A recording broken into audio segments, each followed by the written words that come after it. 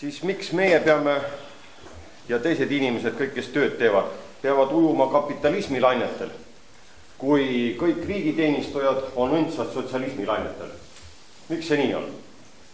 Minul majandus kõigub, minu sissetulekud kõiguvad nagu koera saba. Aga riigiteenistutel see peaks olema, ma teeksin üks ettepaneku, et siin peaks olema niimoodi, et teie palgad peaksid olema sõltuvas riigi sissetulekutest. Riigieelarve täitub nii palju, 100% on teie palk 100%. Riigieelarve täitub 50%, on 50%. See on sellepärast, et teil oleks omal kergem valitsus. Omal kergem valitsus.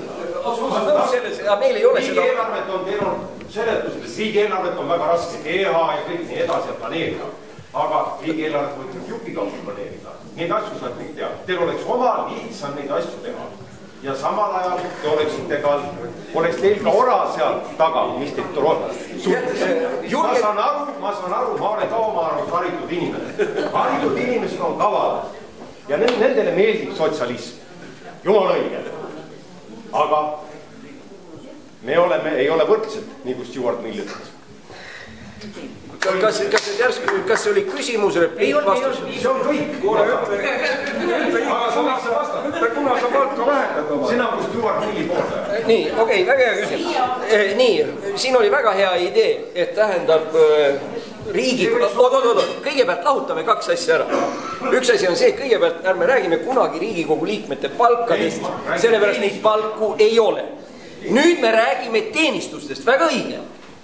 Tegelikult alustame peale kõige kõrgemast teenistujast, kes meil olemas on, see on Eesti Vabariigi peaminister, kelle palk teatavasti langes 22%. Nii nagu läks kõigi.